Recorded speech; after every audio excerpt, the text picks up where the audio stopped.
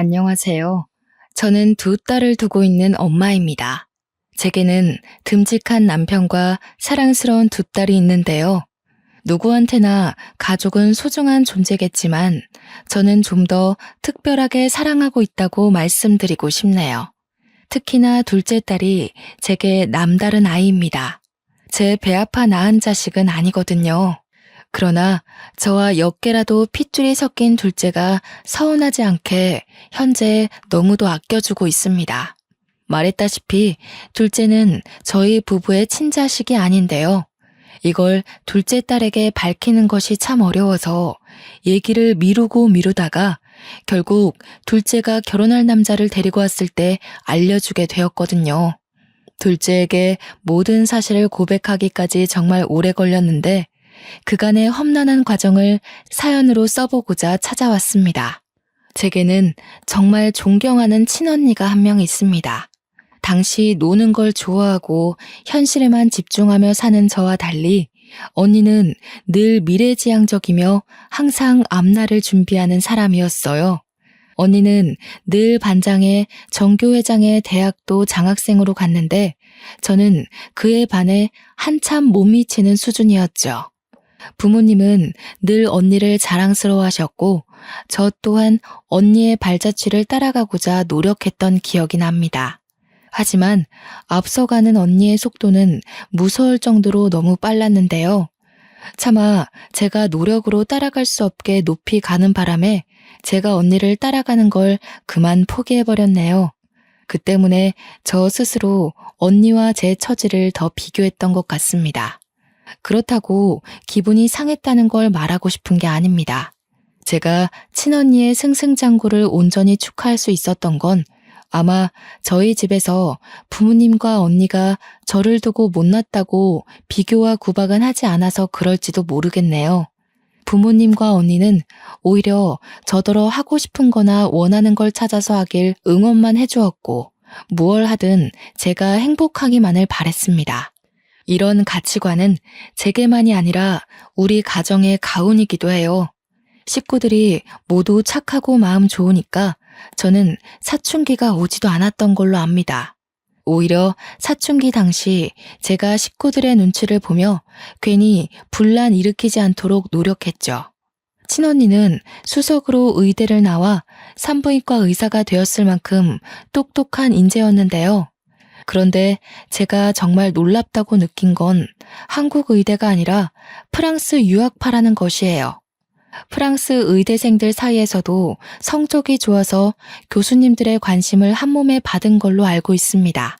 프랑스 유학을 끝내고 한국으로 돌아온 언니는 바로 국시를 친 뒤 레지던트부터 시작을 했는데 저는 이때만 해도 언니가 공부 괴물인 줄 알았어요. 공부에 임하는 자세도 저돌적인데다가 언니가 시도만 하면 패스되는 시험들이 신기하기만 했거든요. 뭐든 척척 해내버리는 언니 때문에 초반에는 의사가 생각보다 되기 쉬운 일인가도 싶었네요. 아직도 부모님 집엔 언니의 프랑스 의대 졸업증과 의사 면허증이 자랑스럽게 진열되어 있습니다. 그런 화목한 분위기에서 성적 저조한 제가 기적적으로 대학을 가게 되었는데 언니에 비해 한없이 평범하고 어쩌면 보잘것없는 결과라지만 부모님과 언니는 무엇보다 기뻐해 주었어요.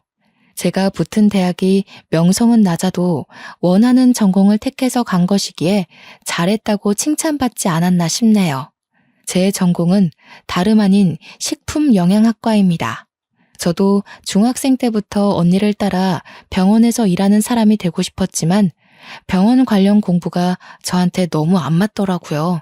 그래서 병원에서 일할 수 있는 모든 직업을 알아보다가 영양사라는 재미있는 직업을 찾게 된 거였어요. 아마 고등학교 말미쯤부터 꿈이 병원 영양사였을 겁니다. 언젠가는 언니가 일하는 병원에서 일하는 영양사를 꿈꾸며 즐겁게 학교를 다녔습니다.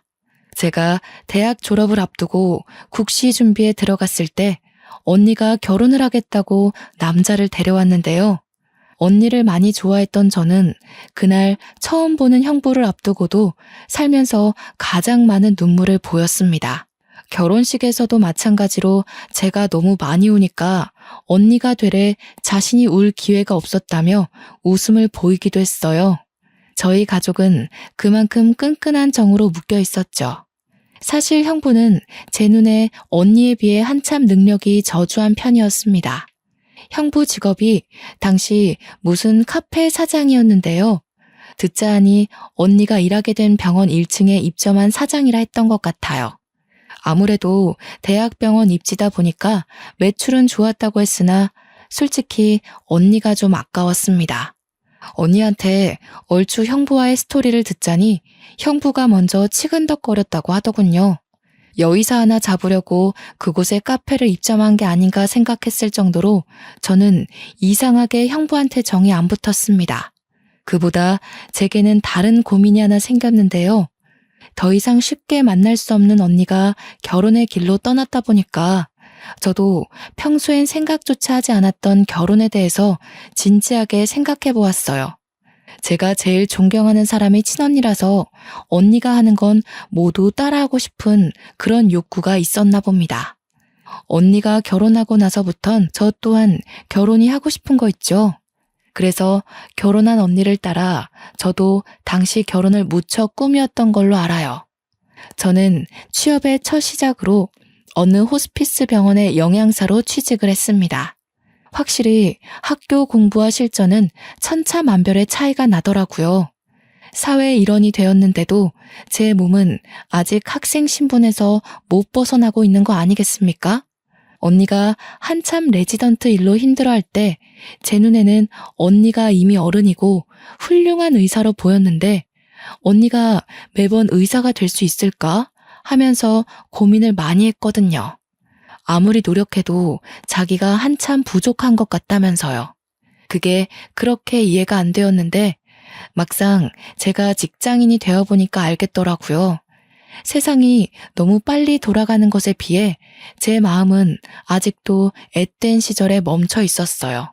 때문에 언니와 통화하면서 직장 고민 때문에 많이 칭얼거렸던 걸로 기억합니다. 원래는 매번 제가 먼저 전화를 거는데 한날은 언니가 먼저 전화를 걸어온 적이 있었어요. 아마 그때가 제가 잠들 시간이었던 걸로 기억하는데요. 그날 언니를 끝까지 붙잡지 못한 것이 내내 제 가슴 한켠에 후회로 남아있어요. 전화를 받았는데 언니 목소리가 어딘가 모르게 이상한 겁니다. 꼭 온 사람처럼 불안하게 떨리는 소리였어요. 언니, 무슨 일 있어? 목소리가 왜 그래? 이 시간에 전화 안 하잖아. 설마 오늘도 집에 안 들어가고 야근이야? 근데 목소리가 우는 소리 같은데? 만나서 얘기해줄게. 오늘만 너희 자취방에서 자도 될까? 허락만 해주면 나 지금 바로 출발할 생각이거든. 언니가 지내는 신혼집과 저의 자취방은 무려 1시간이 걸리는 거리였습니다. 당시 시간은 거의 자정을 넘길랑 말랑한 시간이었고요. 그 먼 거리를 밤길에 오라고 하는 게 맞는 건지 당장 판단이 잘 서지 않더라고요. 게다가 언니 목소리가 확실히 무슨 일 있는 목소리인데 컨디션 안 좋은 상태로 운전을 해도 되는 건지 걱정도 되었어요. 하지만 제 걱정에도 언니가 괜찮다고 하길래 결국 조심히 오라는 말과 함께 언니가 올 때까지 기다릴 수밖에 없었습니다. 그래도 한편으로는 오랜만에 언니와 같이 잘 생각을 하니까 기분 좋았어요. 전화는 자주 했지만 언니랑 얼굴 본 지는 무척 오래됐거든요. 얼마 뒤 언니가 도착했다는 연락과 함께 기쁜 마음으로 대문을 열었는데요. 그날 저는 언니의 몰골을 보고 깜짝 놀랐지 뭡니까? 언니, 얼굴이 왜 이래? 다친 거야? 누구한테 맞았어? 옷은 또 왜 이렇고? 집에서 오는 거 아니었어? 아니, 형부는 어쩌고 혼자 이렇게 나와? 집에 형부 없어? 엄마 아빠한테 나 여기서 잔다고 얘기 안 했지? 절대 말하면 안 돼. 네 형부 일 때문에 찾아온 거야. 혹시 남편이 연락 오더라도 일단은 받지 마. 알았어. 엄마 아빠한테도 당연히 말 안 했지. 시간이 늦어서 전화할 수도 없었고. 아니 그보다 도대체 무슨 일이냐니깐? 누가 이랬어? 언니는 마치 누구와 몸싸움이라도 한 것 같은 몰골이었습니다. 제가 계속 상황 설명을 재촉하자 언니가 마음을 추스르고 말해주기 시작했는데요. 이 모든 게 형부 짓이라는 거 아닙니까? 결혼한 지 반개월밖에 안 되었는데 형부가 바람을 폈다는 거 아니겠어요? 형부 입장에서 그런 적 없다고 부정하긴 했지만 언니는 형부가 몰래 상간녀랑 통화하는 걸 들었다고 했습니다. 그것 때문에 대판 싸운 적이 있었는데 그 뒤로 형부 성격이 날카로워져서 뭐만 하면 언니한테 딴지를 걸었다고 했어요.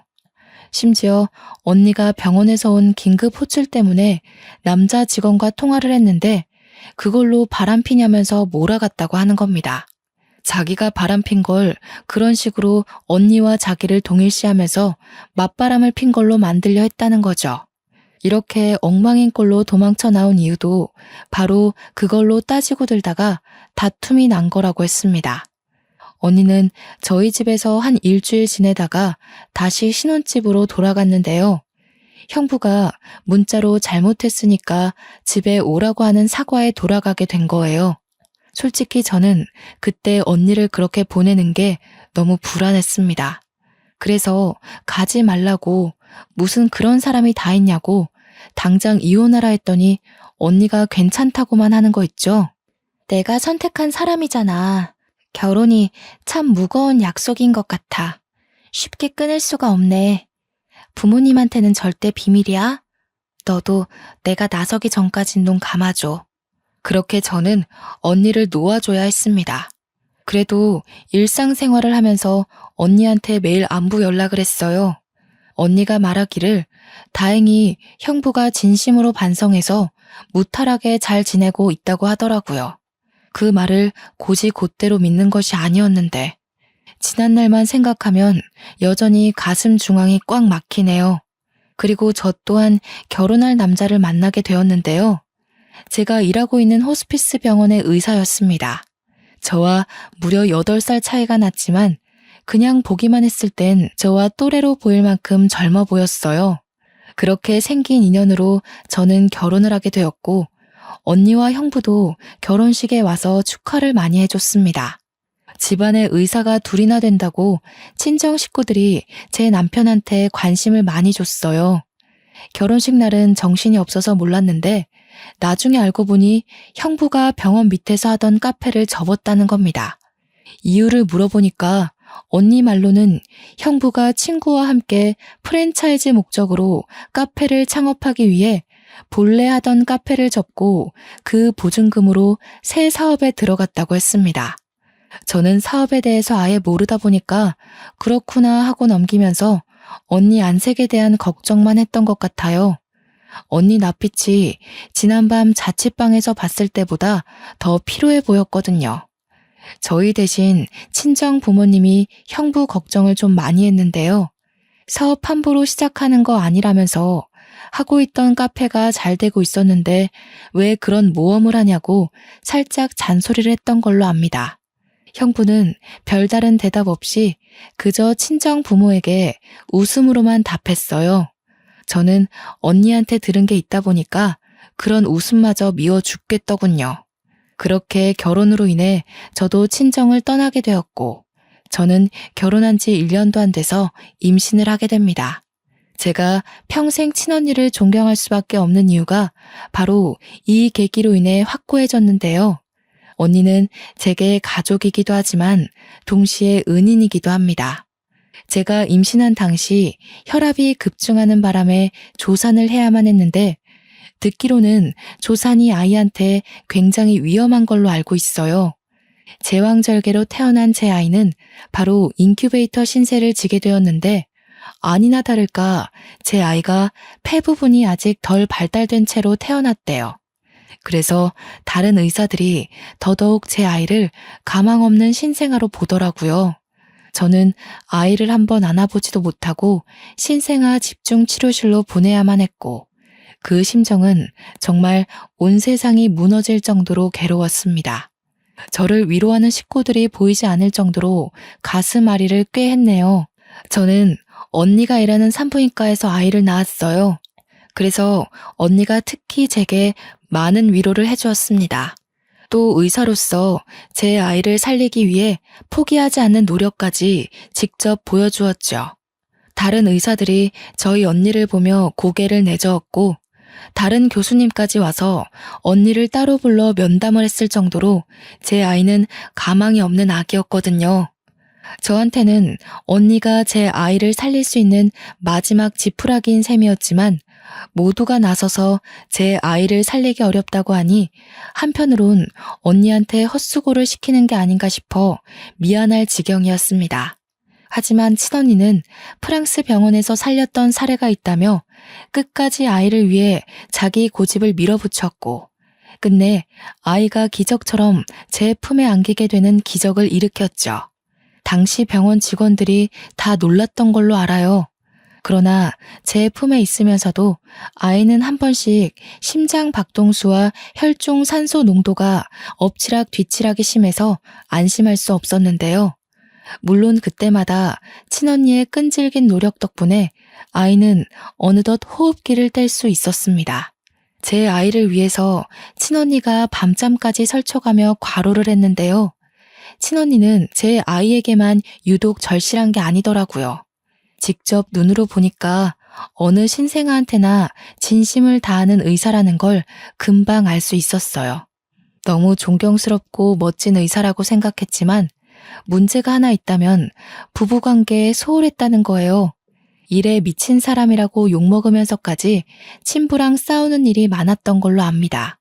옛날에 형부가 바람펴서 죄지었던 전적은 언니의 과욕에 묻혔을 만큼 이미 지난 일이 돼버렸고 다툼을 일으키는 근본 원인이 집에 잘 안 들어오는 언니의 일욕심 때문으로 바뀌어버렸습니다. 그러다 결국 못 참은 형부가 이혼을 요구해서 둘이 갈라서게 된 걸로 알고 있어요. 그런데 왜 하필 이렇게 버거운 시기에 축복이 찾아온 건지 형부와 갈라서고 난 후에야 언니는 뱃속에 아이가 있다는 걸 알게 되었는데요. 너무 걱정이 되었던 건 언니는 배가 불러 티가 날 때까지도 휴직을 안 내고 일을 했어요. 그 때문에 언니 체력은 바닥날 대로 바닥이 났죠. 그래서일까요? 아이를 출산할 때쯤 급격한 컨디션 저조와 여러 가지 스트레스, 과로로 누적된 체력이 더는 버텨주지 못하고 언니가 세상을 뜨게 되었습니다. 너무 괴로웠어요. 언니가 부모님께 알리지 말라고 해서 언니의 처지를 저만이 알고 있었는데 유일하게 알고 있는 제가 언니를 위해 아무것도 해주지 못했다는 사실이 미치게 힘들었습니다. 이 상황에 가장 미웠던 건 형부라는 존재였어요. 언니가 집에서만큼이라도 마음 편히 쉴 수 있는 시간이 있었다면 그리 허망하게 죽지 않았을 거라 생각했거든요. 형부를 찾아내서 똑같이 망가뜨려 주고 싶지만 이미 이혼해버린 사이기도 했고 어디서 뭘 하는지 알 길이 없었습니다. 그렇게 언니 뱃속에서 태어난 아이는 죽어가는 언니의 심장에 마지막까지 안겨있다가 제 품으로 돌아왔습니다. 그게 바로 우리 집 보물 둘째인데요. 우리 둘째는 제가 세상에서 제일 존경하는 친언니의 딸입니다. 남편도 언니의 아이를 둘째로 받아들이는 것에 흔쾌히 동의했을 만큼 착한 사람이에요. 그렇게 저희 부부는 둘째를 얻게 되었는데 둘째가 건강하게 자라주는 것이 행복하다가도 갈수록 근심 걱정이 늘어가는 거 아니겠어요? 저희 부부한테는 둘째한테 모든 사실을 밝혀야 될 의무가 있는데 맑게 자라주는 둘째 앞에서 차마 입이 떨어지지 않는 겁니다. 그저 다음에 하다가 결국 둘째가 결혼할 남자를 데려올 때까지도 말을 못한 상태로 전전긍긍하기만 했네요. 그런데 하필 또 둘째가 데려온 남자가 둘째한테 첫 남자라는 거 아니겠습니까? 딸들의 연애 사정은 부모가 간섭할 일이 아니라고 생각해서 일부러 묻지 않았는데 첫 남자와 결혼하겠다고 덜컥 고백하는 둘째를 보고 좀 많이 당황했습니다. 엄마는 우리 딸이 잘 살았으면 좋겠어. 헤프게 남자를 만나보라는 건 아니지만 그래도 첫 남자의 바로 결혼은 좀 생각해보는 게 좋을 것 같은데? 아빠도 좀 걱정이 되는구나. 우리 딸이 선택한 남자니까 그 친구가 괜찮다는 건 충분히 알겠어. 하지만 그래도 이건 좀 섣부른 점이 있지 않나 싶은데. 나도 생각 없이 결정한 거 아니야. 결혼할 사람에 대한 확신이 있어서 그래. 저희 부부는 둘째 고집에 못 이겨 결국 남자친구를 한번 데려와 보라고 했고, 그 주 주말 저와 남편은 딸 남자친구를 처음 대면했습니다. 딸 남자친구는 사람이 둥글둥글하고 웃음이 많아서 사람 자체가 나쁘지 않기는 했습니다. 그래서 당시 같이 식사하는 내내 분위기가 좋았어요. 그럼에도 불구하고 딸이 남자친구를 보내자마자 현실적인 문제 때문에 금방 한숨이 나오는 거 아니겠습니까? 엄마, 아빠, 표정이 왜 그래? 내 남자친구 마음에 안 드는 점 있었어? 솔직하게 말해주면 남자친구랑 조율해보도록 할게. 그런 건 아니야. 인상 참 좋아 보이고 모난 곳 없이 잘한 것 같더라. 그런데 딸이 결혼을 하게 되면 남자 집안에서도 우리 집 사정을 알아야 할 것 같으니까 걱정돼서 그래. 난 또 뭐라고. 우리가 못 사는 집도 아닌데 뭘 그런 걸 걱정해. 남자친구 집안에 정치하는 사람들 많은데도 나 되게 환영해주더라. 둘째 딸은 제가 경제력 때문에 걱정한다고 봤지만 차라리 그 문제였다면 일이 크게 가슴이 미어지진 않았을 겁니다. 결혼을 앞두게 되었으니 더 이상 미룰 수 없잖아요. 저와 남편은 그날 바로 둘째의 친모에 대해서 모든 걸 알려주었죠. 최대한 둘째가 상처받지 않게 조심히 말을 했습니다.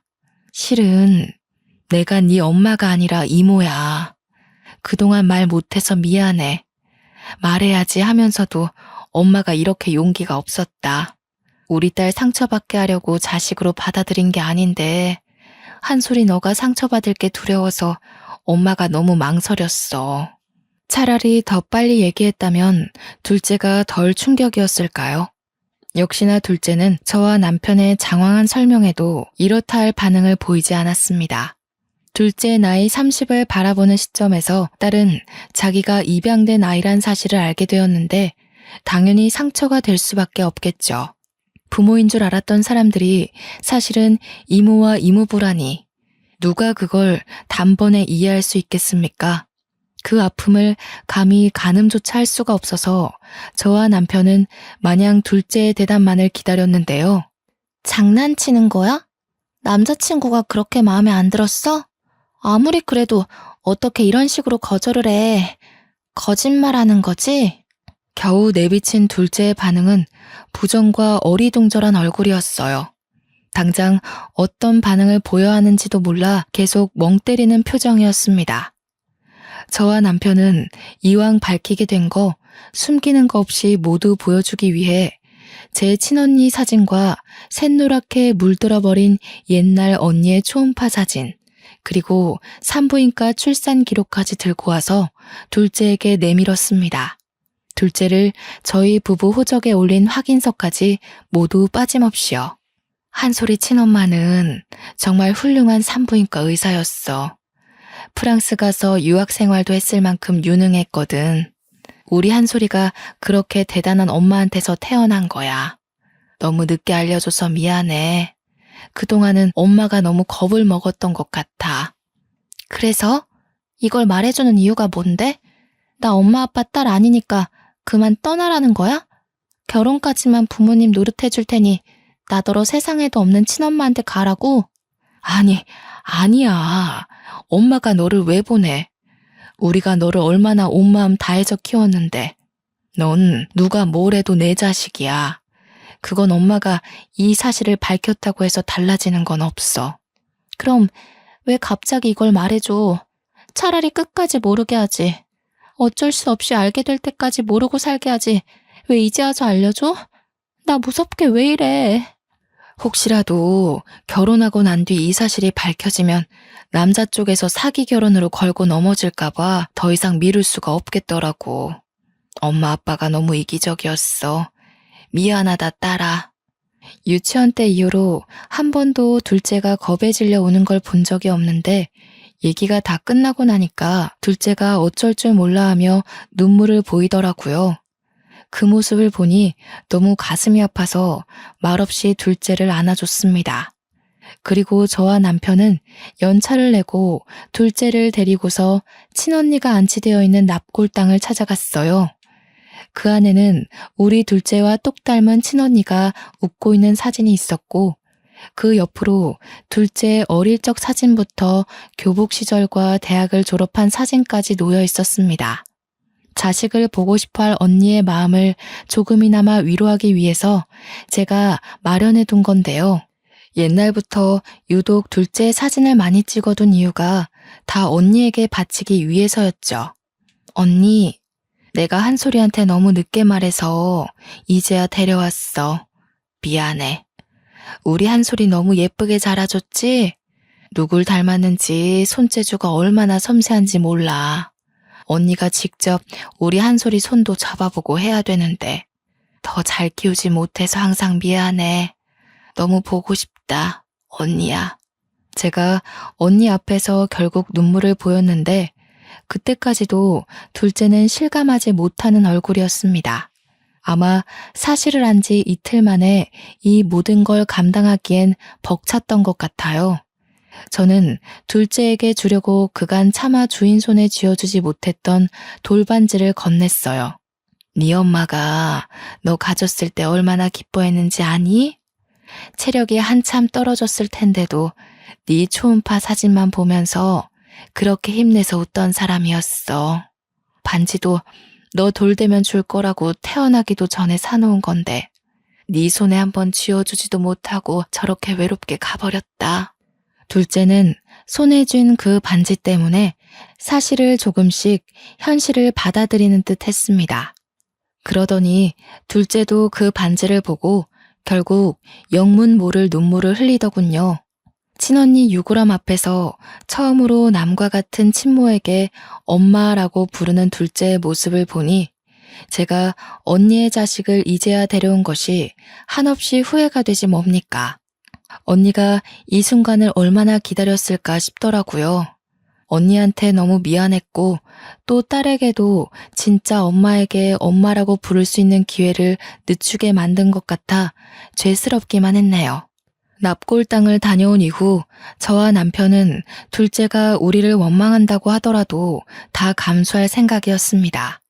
저희에게 느낀 배신 때문에 호적에서 빼달라고 울분을 토해도 둘째가 원하는 대로 모든 걸 해줄 생각이었어요.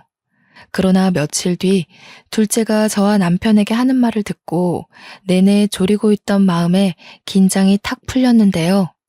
둘째는 저와 남편을 전혀 원망하지 않았어요. 친자식도 아닌데 자식처럼 사랑으로 키워줬다고 오히려 고마움을 표현했죠. 제가 밝힌 모든 사실이 그동안 받은 사랑에 대해 반감을 일으킬 만한 문제는 아니라고 하면서 자기를 버리지 말아달라고 하더라고요. 엄마가 어떻게 너를 버리니? 그런 일은 생각해 본 적도 없고 있을 수도 없는 일이야. 내 품에 널 안은 순간부터 넌 내 자식이었어. 오히려 우리가 고맙다. 엄마 아빠를 받아들여줘서 너무 고마워.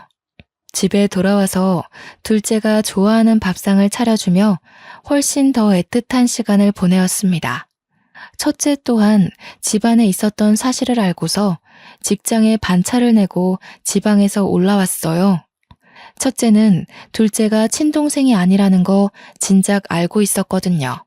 첫째 나이가 초등학교 입학을 앞뒀을 때 둘째를 호적에 올렸으니까 저희 부부는 첫째가 이해할 수 있도록 설명할 시간을 많이 가졌었어요. 오랜만에 집에 돌아온 첫째는 바로 둘째를 찾았는데요. 둘째를 보자마자 따뜻하게 안아주는 거 아니겠습니까? 단 한순간도 너를 사촌으로 생각한 적 없어. 넌 처음부터 내 친동생이었고 앞으로도 나한테 하나밖에 없는 소중한 친동생이야. 그러니까 너 딴 생각하면 안 돼. 알겠지? 둘째는 첫째의 진심에 또 한 번 눈물을 흘렸습니다. 원래도 가족이었지만 우리는 한 번 더 가족의 정을 단단히 할 수 있는 시간이 되었어요. 둘째는 한동안 마음을 추스르느라 남자친구와의 만남도 미뤘는데요. 그러다 남자친구에게 자신의 사정을 고백했다고 했고 그 뒤로 저희 딸과 상견례 날짜를 조정했습니다. 상견례 자리에 가기 전까지도 혹시 예비사돈 집안이 우리 둘째의 남다른 처지를 탐탁치 않아 하면 어쩌나 걱정 많이 했어요. 그런데 제가 걱정했던 부분이 무용지물이었을 정도로 정말 어처구니 없는 상황을 직면하게 되었는데요. 먼저 와 있는 사돈 식구들을 보고 저는 자리에 앉지도 못한 채 놀랐지 뭡니까. 제가 아주 잘 아는 사람 한 명이 사돈 쪽 좌석에 앉아 있는 겁니다. 그 사람도 저를 알아보고 눈알이 동그랗게 커지더라고요. 저처럼 마찬가지로 시선을 떼지 못하고 있던 그 사람은 다름 아닌 형부였습니다. 형부가 어떻게 여기에 있어요? 설마 제 딸 남자친구 아빠는 사람이 형부인 거예요? 어떻게 이럴 수가. 이 결혼 없던 걸로 해야겠어요. 한솔이한테 형부 일은 절대 모르게 하고 싶었는데 이런 식으로 낯짝 보여주게 될 줄은 몰랐네요. 그동안 잘 지내셨나 봐요? 우리 언니가 당신 때문에 무슨 꼴로 떠났는데. 무슨 소리 하는지 모르겠습니다만 사람 잘못 본 거 아닙니까? 초면에 결례가 심하네요. 아들아, 너는 이런 저급한 집안이랑 연을 맺겠다는 거냐? 나야말로 이런 결혼 허락 안 해요. 저와 남편 빼고 모든 사람들이 영문도 모르고 앉아있는데 곧 얼굴이 붉어진 형부가 당황하며 앉은 자리에서 일어나더군요.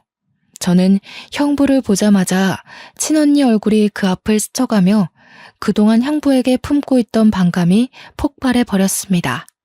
때깔 좋은 형부의 얼굴을 보니 도무지 참을 수가 없더라고요. 무슨 짓이라도 저지르고 싶어서 식탁 위에 보리차를 들고 형부 얼굴에 퍼부어 버렸죠. 놀란 형부의 몰골이 쫄딱 젖어버렸는데요. 그때 형부의 새 부인이 벌떡 일어나며 저한테 소리쳤습니다. 어머머, 이봐요. 제정신이에요? 초면에 뭐 하시는 거예요?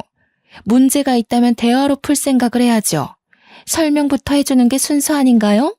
이 사람 입 아프게 설명해줄 가치도 없는 사람이에요.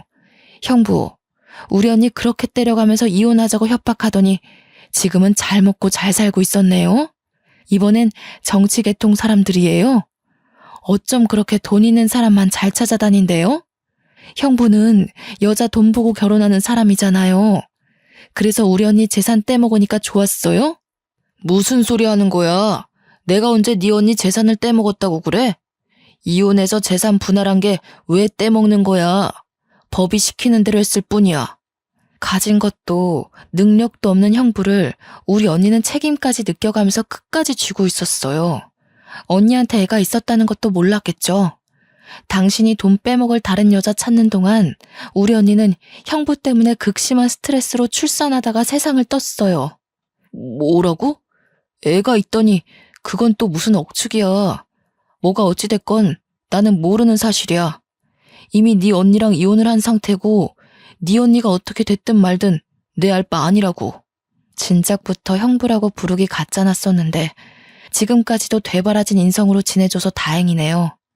내가 언젠가 만나게 되면 꼭 언니가 당한 거 손톱만큼이라도 갚아주려고 벼르고 있었거든요. 그러니까 한 대 더 맞으세요. 이번에 저는 형부의 싸다구까지 날렸습니다. 그리고 들고 있던 가방으로 형부를 패기 시작했죠. 저는 똑똑히 기억하고 있습니다. 형부가 새로 꾸린다던 프랜차이즈 사업이 쫄딱 망해서 거짓골이 되었는데 그것 때문에 자격지심이 심해져 우리 언니한테 폭언과 폭력을 일삼았다는 걸요. 제가 결혼하는 바람에 저한테 피해주기 싫던 언니는 거의 병원에서 간이 침대를 놓고 쪽잠을 잤다는 것도 들어서 알고 있어요.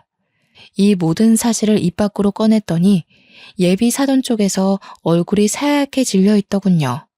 형부는 비굴할 정도로 새 부인 앞에 머리를 조아리며 변명을 하기 시작했습니다. 사돈 집안에 정치인들이 많다더니 알고 보니까 저 새 부인이 전 국회의원인 거 아니겠어요? 그래서 보잘것없는 형부와 재혼을 한다고 했을 때 새 부인 집안에서도 반대가 심했다고 하네요. 말 그대로 형부가 너무 스펙도 없는데 이혼남이기까지 하니까 쪽팔렸기 때문이겠죠. 그래도 세부인 마음을 존중해서 끝내 집안 어른들로부터 재혼을 승낙받은 건데 말년돼서 추잡한 현실이 드러난 셈이 되었네요.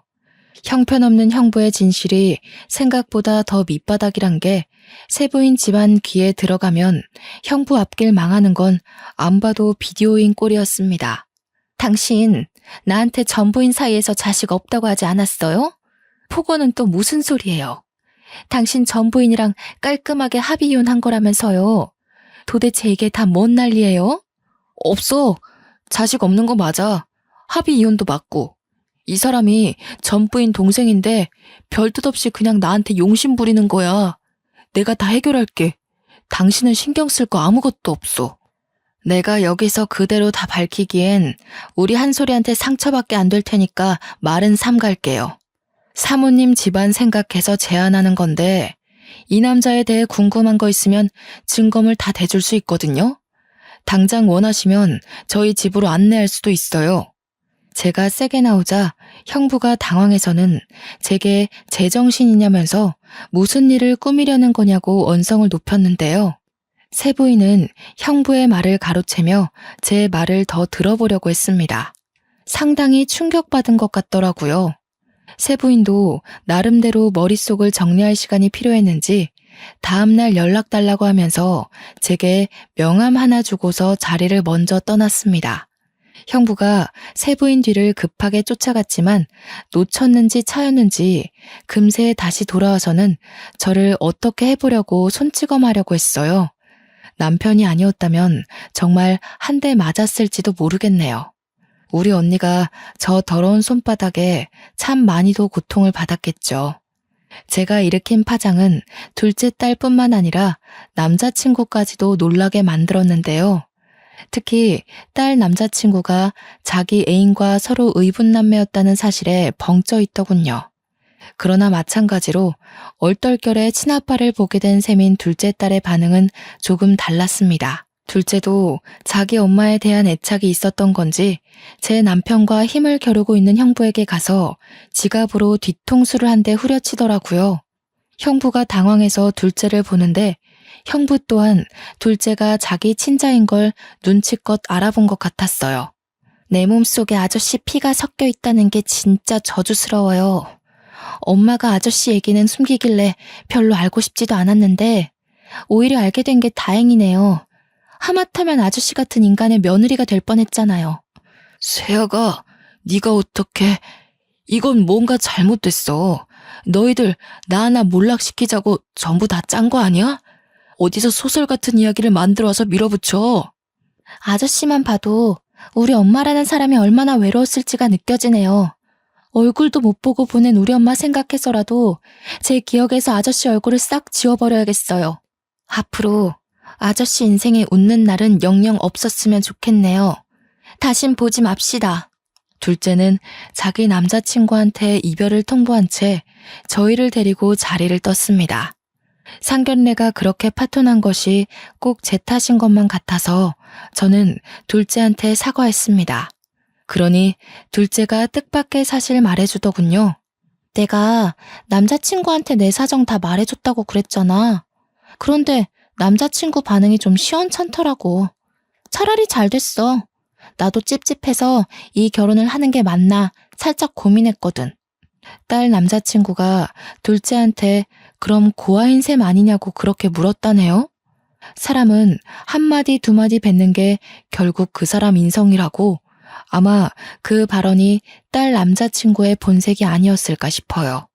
사실 누구나 좋은 사람인 척, 너그러운 척 연기하는 건 쉽잖아요. 저는 다음날 연락을 달라고 했던 형부의 세부인에게 고민하다가 문자를 넣었습니다. 세부인은 집에 돌아온 형부와 한바탕 다툼을 벌인 것 같더라고요. 정말로 제게 증거물을 다 요구했어요. 저는 우편으로 형부에 관한 모든 사실과 언니가 형부 폭력 때문에 경찰에 신고했던 이력까지 보태어 붙였습니다. 며칠 뒤 세부인한테서 다시 연락받은 문자에서 결국 둘 사이가 끝내 동결났다는 소식을 전달받았는데요. 형부는 세부인 집안 어른들한테 저급한 취급당하며 찍소리도 못한 채 이혼을 강요받았다고 합니다. 꼴 좋다고 생각하면서도 한편으로는 빈털터리로 쫓겨난 형부가 우리한테 보복을 하려고 길을 쓰고 찾지 않을까 뒤늦게 걱정이 되더라고요. 다행히 1년이 지난 현재까지 그 꼴을 다시 본 적은 없네요. 원래도 연락으로 알 길이 없던 사람이다 보니까 어디서 뭐라고 사는지 전혀 몰라요. 그러나 감히 제가 추측하자면 이젠 능력 좋은 여자 만나서 인생 펴기엔 너무 늙어버렸지 않나 싶어요. 때문에 분명 밑바닥 신세를 피하지 못하고 망가졌겠죠. 자기 주제도 모르고 많은 걸 탐내다 보니 주머니가 감당 못하고 터져버린 거 아니겠어요? 그 사람은 진작 밑바닥을 기었어야 할 처지인데 그나마 가지고 있던 젊음이라는 카드 한 장만으로 참 길게도 버텨오지 않았나 생각이 듭니다. 마음 같아선 다신 제게 못하도록 생을 뜨게 만들고 싶단 생각도 했었지만 아마 우리 언니가 저를 그리 괴로움 속에 살게끔 내버려두지 않았을 것 같아요. 그 남자에게 가장 힘이었던 능력 좋은 아내한테 버림받게 했으니 그걸로 반은 갚아줬다 생각하렵니다. 다신 보는 일 없길 바라나 혹시라도 또 만나게 되는 날이 온다면 저는 똑같은 방법으로 그 남자가 밑바닥 생활을 청산하지 못하게 발목을 잡을까 해요. 그 남자가 저에게 겁을 먹고 평생을 트라우마로 기억하며 무너지길 바랄 뿐입니다. 세상이 좁다는 게 저한테도 해당되는 일인 줄은 몰랐는데 아무래도 언니가 이러한 자리를 만들어준 게 아닌가 싶어요. 언니가 저를 통해 형부한테 복수를 하고 싶었는지도 모르죠. 그럴 거라 생각하고 저도 그 남자를 그렇게 망쳐놓았던 것도 있었네요. 평생을 남의 인생 망쳐보는 짓 같은 건 해볼 엄두도 못 내던 제가 반은 미쳐서 그 남자에게 보복했던 것 같은데요. 지나서 생각해보니 그 순간이 참 두려운 상황이었던 거 있죠. 그래도 큰일을 해결해버렸다 보니까 저희 가족에겐 더 없는 평화가 찾아왔습니다. 첫째는 지방 생활을 하고 있지만 둘째는 결혼이 파토나는 바람에 여전히 집에서 직장을 다니고 있거든요. 일부러 결혼을 망치려던 건 아니었지만 이대로 둘째와 함께 조금 더 사랑할 수 있는 시간이 늘었으면 좋겠다는 생각이 드네요. 최대한 나쁜 짓을 안 하고 살아가려 했는데 제 손으로 누군가의 인생을 망쳐버렸다 보니 가끔씩은 참 죄책감이 들 때가 있어요. 이 감정은 상대가 원수건 말건 상관이 없는 기분인 것 같아요. 그때마다 착한 제 남편이 곁에서 위로해주지만 그럼에도 이렇게 한 번씩 올라오는 감정들이 있네요. 이 사연을 쓰면서도 제 감정이 화가 났다, 자책했다, 정신없이 날뛰었답니다. 이마저도 제 스스로가 극복해야 할 숙제로 남겠죠.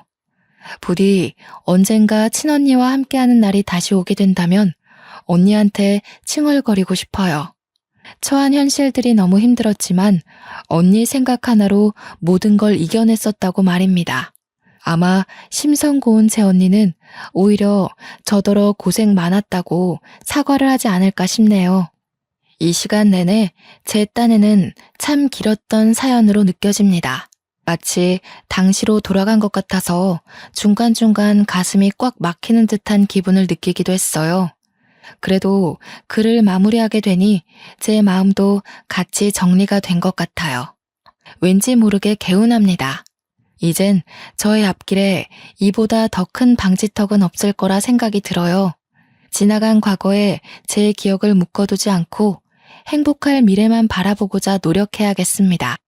그만 사연을 마치도록 하겠습니다. 감상해주신 분들 모두 행복하길 기원할게요.